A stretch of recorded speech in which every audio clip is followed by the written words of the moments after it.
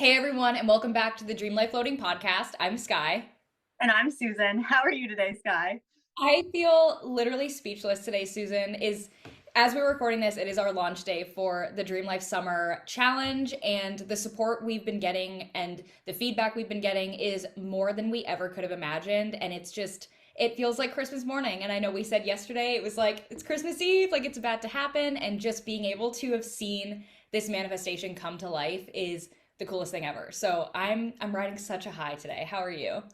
I'm so good. I'm so humbled and grateful and excited because we've worked so hard. This has been in the process since February or March, and it has just been a whirlwind. Like it has changed, evolved, and grown in every way possible. And it's just become something so beautiful. And I'm so excited to honestly go on this journey with a whole new community. We did this a year ago and now we're doing it again. And this time it's structured, it's organized, it's designed on purpose. And I'm just really, really proud of what we've created. And I'm so excited to share it with everyone.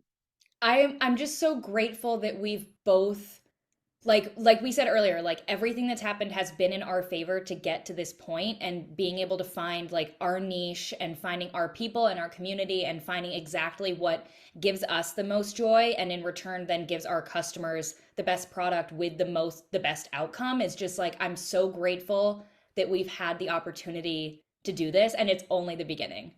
Yeah. And honestly, as wonderful as today has been, we've both dealt with anxiety and a little self doubt and some imposter syndrome today, which is honestly perfect because we're talking about self acceptance today. And that's what we've been using to combat all of the honestly like scary emotions that go with success and change. So I'm really excited to jump into this because I mean, we had a 15-minute, well, more like 25-minute conversation before we hopped onto this. And it's just really exciting to see how you can ground yourself within yourself when everything kind of feels out of your control. Absolutely. I think it's so funny because we originally picked to do this topic after last week's episode on body image. It was like, all right, so we've talked about body image. Now let's talk about how to like really accept yourself. And then today, with everything that's been happening, which is all so amazing, we can flip it and use self-acceptance and talk about it with so many different examples and situations. So universe always, it always knows what it's doing. So I think it's perfect. It's the perfect topic for today. I was thinking, I was walking up the stairs with my iced tea and I was thinking about it. I was like, oh, we talked about body image last week. And I was like, honestly, self acceptance is being comfortable in your skin, but it's not necessarily your physical skin. It is accepting like what you were born with, honestly. Like a big thing for me was appreciating the natural gifts I had, like being able to communicate and write. Because I remember in preschool, everyone loved, we would get like workbooks and everyone loved the math ones and they could like zoom through them really fast and they loved it. And I was like, nah, dog, that is not for me. But I loved writing and I was really good at writing. And I remember a lot of people didn't like writing and they like dread it or they'd make comments like, oh, I don't want to write. And I just like loved it. And I was never embarrassed of writing necessarily, but I think my skill in it just gave me the confidence to not worry about it. But there's some things that like if you have an interest in it or a passion in it, like don't let other people like deter you from it. And I think that's a big part of self-acceptance is understanding what you have, appreciating what you have, and know that it's valuable. Like it's those are the three like keys to success right there. If you just work with what you have. Absolutely. I'm going to use our YouTube here as an example Yeah. because for years, I mean, I've followed YouTubers. I feel like I've been following YouTubers since like vlogging on YouTube became a thing when Mhm. we were in like middle school. I've always watched. Yeah. And my dad and my mom both always were like, why don't you start a YouTube channel? Like, why don't you do this? Like, you're so passionate about it. And even I was the kid that I know you must have been the same way, like on iMovie, like recording myself doing like fake hauls. And my dad Yep. was like, why don't you do this? Like, and I was like, oh, like, no, that's not for me because I was worried I didn't accept myself, or I didn't accept myself enough that people not accepting me was going to break me and ruin me. Yeah. So I wasted like 10 years when I could have been doing that and doing something that clearly I love. And clearly I knew I loved back then because I wouldn't have been watching that and like wishing that that could be me. And Yeah. it- I had to learn to accept myself. And now we come on here once a week and it's like we don't even think twice if someone's out there like and they don't like it, then that's fine because we like what we do. But that getting there, Mhm. like that's so difficult, like being able to just block Yeah. that little voice. Like we were even saying earlier, we were calling her a she, like the little like she's pesky and she's hard to turn off. Yeah. And that's also like like for me, it's the people pleaser. So I was like worried that people wouldn't like what I was doing. Like a Mhm. lot with writing actually, because I published my first book when I was what, 19? Yeah. I think I was 19. And I remember being worried, like, oh, people might not like what I have to say. Guess what? If they don't like what I have to say, they're not going to buy my book. And that's fine.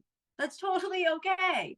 And just being grounded in the fact that, we love what we've created, or you love what you created. And that's all you need to know. Yep. Absolutely. I think, and I mean, what you're talking about is like self-respect. And I think that's a huge Yeah. piece of self-acceptance is if you respect yourself, you're not going to take shit from other people.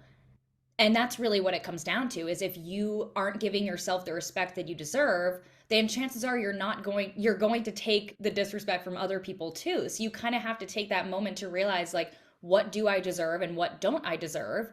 And that's your new bare minimum is and it starts with the way you respect yourself and like it these episodes go so well together because if it's the same with body image, like you're going to put out the example of how you're going to be treated and self-respect is the best way to show that.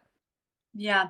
I'm going to mess up the wording of this, but it was very something along the lines of something Chris Jenner said, like, if they're saying no, you're talking to the wrong person. Yep. But this was something along the lines of if they don't understand what you're saying, whether it's about something you created, about yourself, whatever, if they don't understand it and you have to explain it and then they're still not accepting it, cut your losses. Like, just don't waste your time with people who don't understand. And it's probably because you're not on the same level. I'm not saying you're better than someone or they're less than you, but you guys just aren't in the same spot. So you're not going to understand.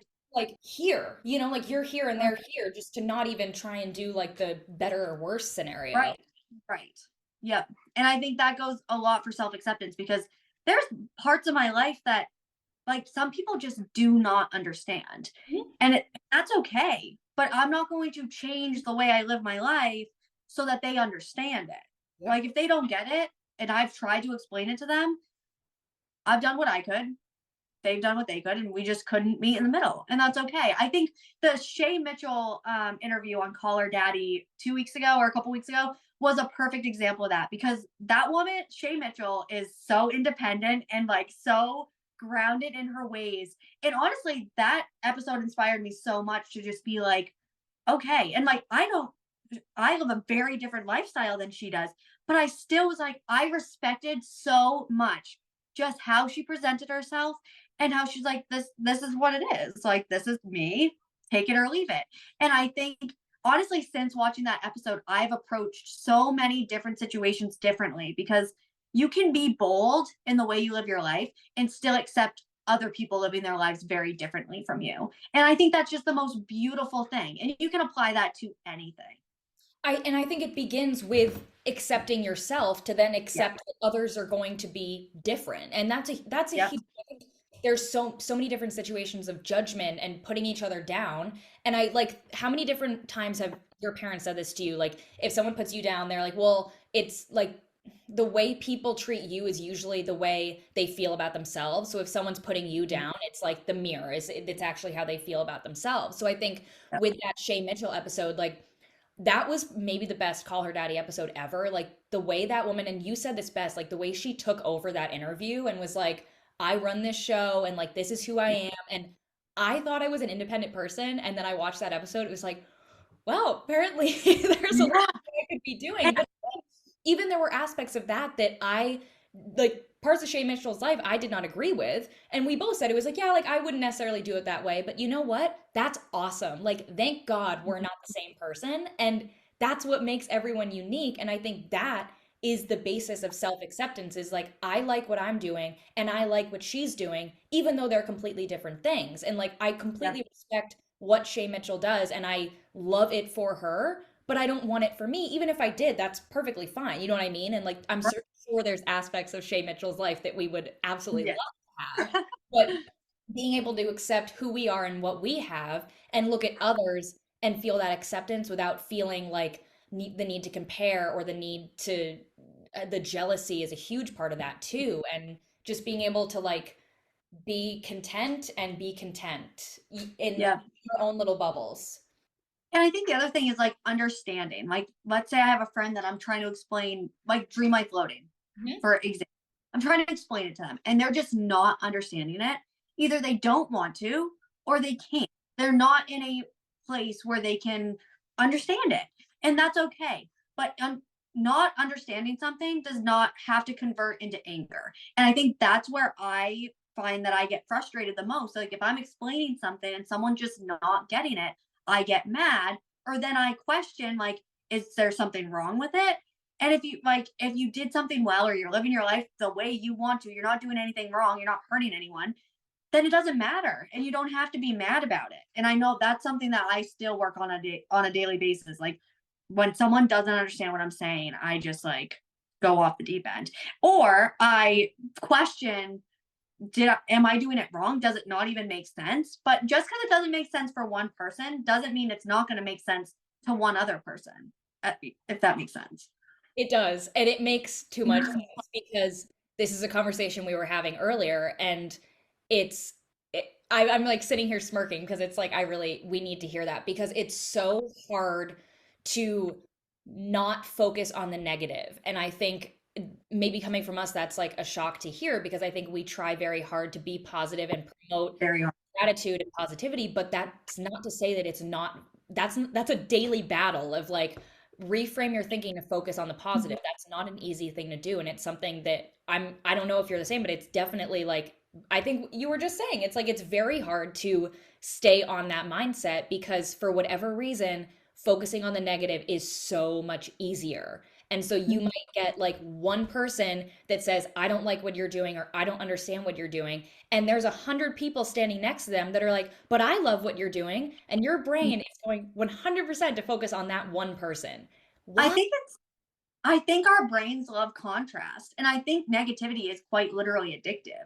I Oh, think you get sucked into it. I know, and it's kind of like when you buy a red car and then you start seeing that red car everywhere.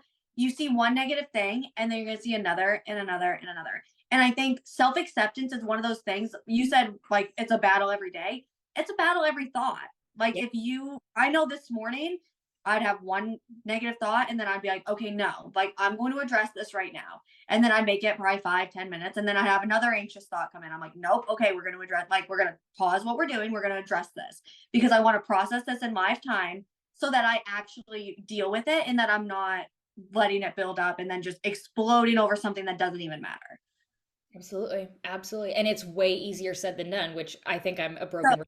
We say this all the time, but it really is. And I think yeah, I don't even know what else to say on that tangent because it's so difficult, but it's so important. And I think something I try and do too is reminding like sometimes those negative comments are going to be people that just like are trolls in real life or on the internet, whatever it is, and they are doing it because it's how they feel about themselves, like the whole mirror thing. But then there's sometimes where someone might say something that might have some truth behind it, and you can either let that beat you down or you can let it fire you up and use that negative comment as fuel to go and be like I mean your haters are your motivators, and it's really the truth because they're going to motivate you. Like if there's a little bit of truth in what they're saying, or even if there's not, you're going to prove it to yourself to be yeah. 15 times better than the person you were before or the person that they think you are. And again, like you're not here to like make your haters feel better and to like prove your haters anything, but you're proving yourself, proving it to your Right. As for comments, I mean, the more they interact with your content, the more the algorithm's going to eat it up. So there's also that cute little benefit to it. But And even in real life too, like the more people, and I mean, this is so difficult, but if you have people beating you down, like it's just more, look at it. I mean, this is hard, but look at it as opportunity. Like you're able to prove yourself to these people. Like if yeah. there's no way to second guess yourself if you're constantly telling people how sure you are and how proud you are of what you're Yep. doing. And it's just if your brain's going to hear that, it's just going to like amp you up more, and then slowly you're going to listen to those comments less, and you're just going to focus on the self-acceptance you're putting into your own head. Yeah. And I think the other thing is like you can I remember I went to college for teaching, and I knew deep down that that's not what even in college I knew that that wasn't what I wanted to do. But I didn't know what I wanted to do, so that's felt like the safest bet. And I think a big part of it was I didn't want to disappoint anyone. And it takes a long time before you can realize that like self-acceptance is being your own validator and like getting that approval from yourself. Needless to say, however, because there are fine lines with this, and I don't, I got sucked into the Vanderpump Rules drama. Thank you, Caller Daddy podcast again. Um, and I watched the reunion. Long story short, this couple have been together for a long time. This one girl cheats on her best friend with her best friend's boyfriend. So messed up. So much. And besides the fact, she's talking in the interview and she's just like, I was done people pleasing. I was only trying to please myself. And it's like, no, like there is lines that we can't cross when it comes to self-approval Yep. and stop people pleasing. Because I think that all three do go hand in hand, but there are boundaries like with anything. And just trying to identify like where your boundary is and then how much approval can you give yourself, and finding the limits of it Yeah, for all. sure. One thing I always think of with self-acceptance, this is, I mean, obviously a very new situation, so I think I keep going back to it, was making the choice to move to Italy post-grad. Mhm. I think I had been a person that always followed like the one path that my parents have always been very accepting, and obviously they were Yeah. accepting with this move as well, but I was always following that like line that I assumed was the right thing to do. Like you go to high school and then I went to college and it was like I'm on this path, and then I was assuming in my head that I was going to move to a city and graduate with a job and move into an apartment and do it that way. And when it became clear my junior year that I was going to switch gears and do something different, no one in my life was really against that. And it was Mhm. me inside that I was like, well, this is wrong. This isn't what I'm supposed to be doing. And I should be graduating with a full-time job and I should be doing this, this, and this. And it was like, who's telling you that that's what you should be doing? And I Right. was really, really lucky that no one in my life was really telling me that no, like I think I was on the outside, I was confident enough that no one was going to dare to tell me to do any different. But on the inside, it was like, is this the right thing to be doing? Like, this is really going on a very different path, and like it's risky and it's not what I had spent years assuming that I was going to be doing. And so I was dealing with not even outside doubt, but self-doubt. And I had to turn that Mhm. self-doubt into acceptance and like, this is what I want to do. And that's enough. Like it's different from what Yeah. I want, and that's a good thing. So that's been like not a daily struggle at this point. I think I've gotten better at like being accepting of that, but there's still moments 100% where I'm like, is this the right thing to be doing? And like questioning that decision because it was Yeah. obviously a huge change. You probably remember this, but I had like a full-on identity crisis probably 3 months after the wedding. And I remember sending this voice memo to you and I was like, I'm a wife. I'm a wife. And I just kept repeating it over and over and over again with like slightly different tones. But like I was convinced that I was like, let's make this clear though. I love my husband and I'm very happily married. That's had nothing to do with him. It was the fact that I was like, I just did like the row of events that I thought I was supposed to do. I was like, I freaked out because I was like, oh my God, like I did it all right, but it feels like weird. Like or right. That's Yeah. not that's the right way of doing things, but it was what I had pictured in my head. And I think the other part of this was that I had done the exact same thing. I had followed through on the steps that I thought I was going to take with my career, and then I did my career for a year and I was done. And I think I had that experience kind of correlated with going through the motions, and I was like, "Oh my god, like what did I just do?" So, Skye picked up the voice memo and said, "You're happily married. Like you're spiraling out of control. I don't mean to be like I'm not trying to be rude, but like you need to just cut the shit because you're fine, you're happy. I think you're overreacting." And I was like, "Oh, okay." Like that's what I literally needed her to be like, "You're spiraling out of control. Like let's just stop doing this." And that was all it took. And I have not had an episode like that since.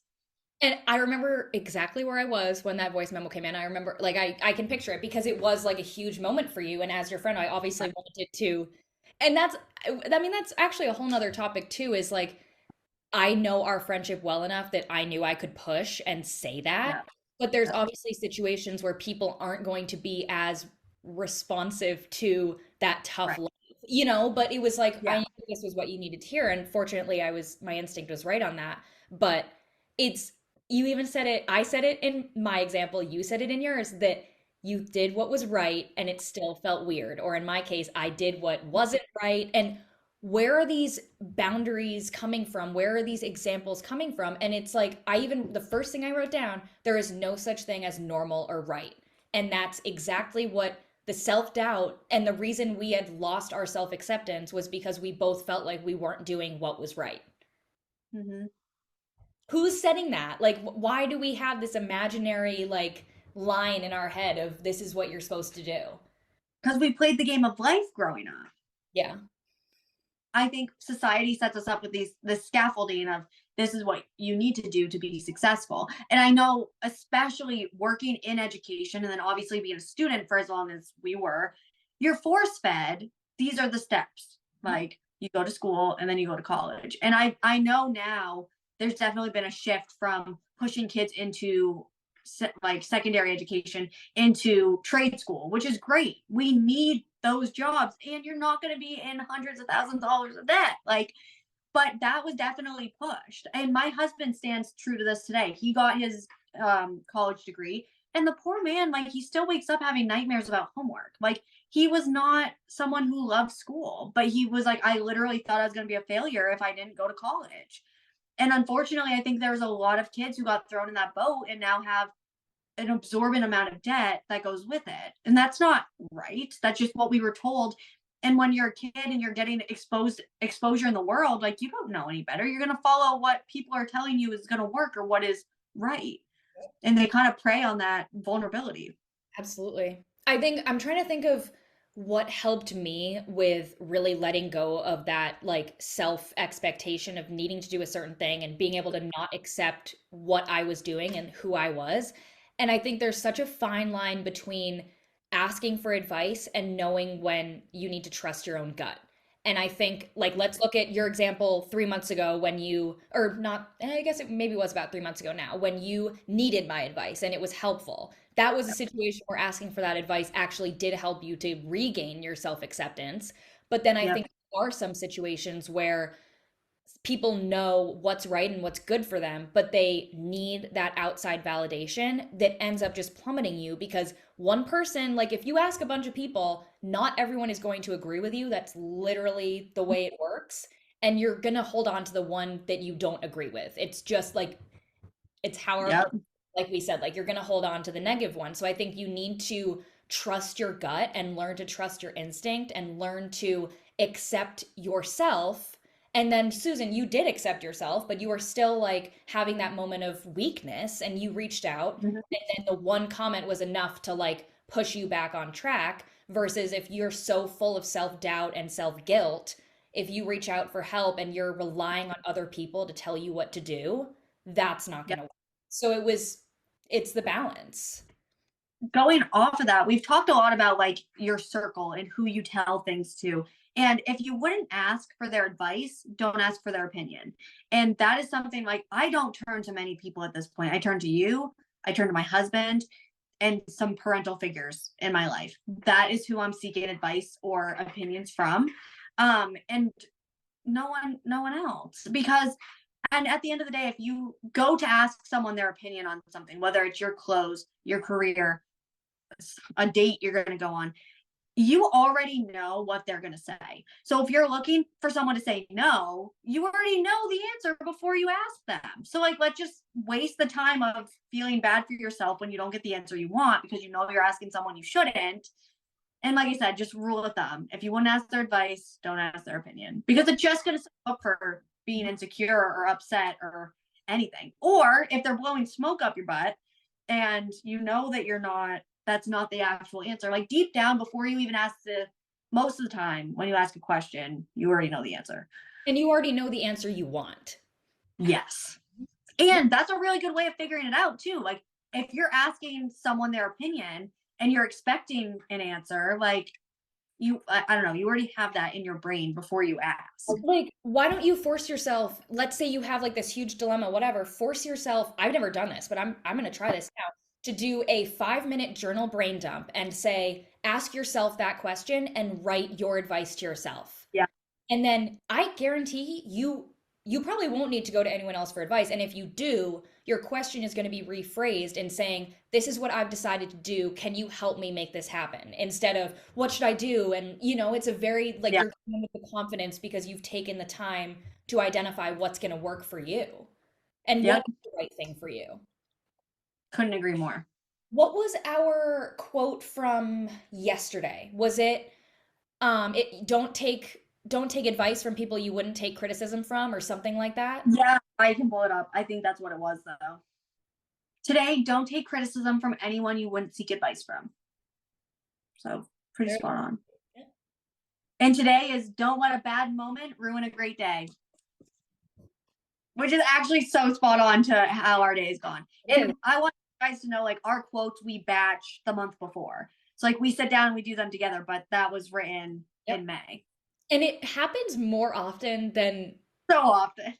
they're so in line. Yeah. Like we said, the universe always knows. But yeah, I think trust your gut. I think that's really like Yeah. the full circle of self-acceptance is trust your gut and turn to people when it's the right thing to do, not when you don't know what to do. And so you're feeling like down and weak, and which turning to people is a really good thing if you can go in knowing what you need. Yeah. Yep. I couldn't agree more. If you want to get into favorites, I feel like that was a great way to wrap that up. Couldn't agree more. I'll go. My favorite this week is my little hair scarves that I got. It was actually so funny because my spring Pinterest board that I was putting together, so many different photos that I wasn't even purposely doing it. Like I'm sure you're the same way. Like you go through and just pin anything that catches your eye. Yeah. And Yep. a lot of my pins were of girls with hair scarves. And I don't know if it like screams very Italian to me, so I think that's why I was very much in the vibe. But then there's this market once a week on Friday mornings, and so we went, and I don't think we'll ever go again because it was so crowded and awful. And but that's not what we have to focus on here. We can focus on the nice part of that I found these scarves. So I love having the memory of finding silk Italian hair scarves at an Italian market, which is pretty special. And I'm having so much fun styling them. Like this is the third way I've styled them, and I got them Friday. So endless possibilities, and I just feel like it dresses up an outfit and it's giving me joy. It's super cute. I love it. I love it. My favorite for the week is actually still in the box. I got it this morning, and it's a cordless vacuum because Ooh. this house, I'm so grateful, but this house is too big to keep clean with a vacuum on a cord. It was specifically for the stairs, but I'm going to use it in all the like nooks and crannies. And I'm excited to enter my like cleaning girl era. You know, all those TikToks where they like do the cleaning and the reset, so satisfying. Like, that's what I spent all yesterday morning doing. Like, I did my laundry, I did the bedding, I swept, I vacuumed, and I'm like, oh, like I love this. So I splurged, I invested, and I got one of the small handheld ones. But the Dyson is next on my list because I want to be able to just cruise around this place every day. Like, I hate vacuuming, and I think it's because, well, the noise. I hate the noise, but I think it's also the plugging in and the hassle of it, like coming undone. It's just frustrating. So I think if I have a cordless big one, if I use my little one, then I justify the big one. So I'm excited about that. Maybe something on your wish list should be one of those Roombas or like the robot vacuums. I No, can't. My mom has one, and then I have to listen to it all day. If I didn't work from home, it wouldn't be an issue. But my parents have one at home. It only goes off at night. oh, so they have theirs set during the day. So every time, my dad's the same way. My dad and I, that thing turns on, and we would go shut it off. My mom would be so mad. She'd be like, guys, this was a vacuum. Like, Yeah, no. it runs the downstairs at night while they're asleep upstairs, and then if they're both out during the day or whatever. But with a big house, it might help. That actually might help. Yeah. Chris is Oh, going to be so happy to know that I'm considering it. good. What is your Uh, mantra of the week? my mantra is actually, we already talked about it, but I just had to reiterate that if you wouldn't ask their advice, don't ask their opinion. And I've just been living by that. And it's honestly like solved a lot of headaches because I'm not frustrated with the answer I already know I'm going to get. Yep. It's a freeing feeling. Like you said, like It you really, already know what's going to happen, so why bother even and stressing? it makes me reflect on not only the advice I give when people ask me, but also like what I tell myself. Mhm. And I'm just more conscious of my words and how I'm using them. And yeah, Absolutely. My it's kind of funny because I feel like there's an underlying theme similar. My mantra of the week is everything works out for me. And I think it's kind of the same thing. Is like you're saying like I already know what's going to happen if I ask this person, so I'm just not even going to bother and not put myself through it. Similarly with this, everything works out for me.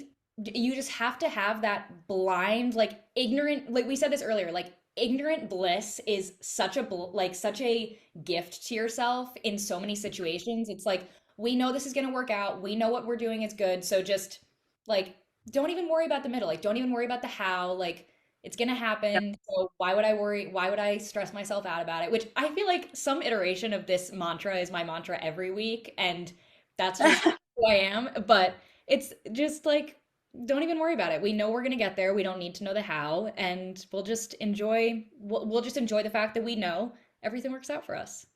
Yeah, I love it. What a good way to end this week's episode. You guys know the drill. Like and subscribe, and we'll be back next Wednesday with another episode. Thank you for watching.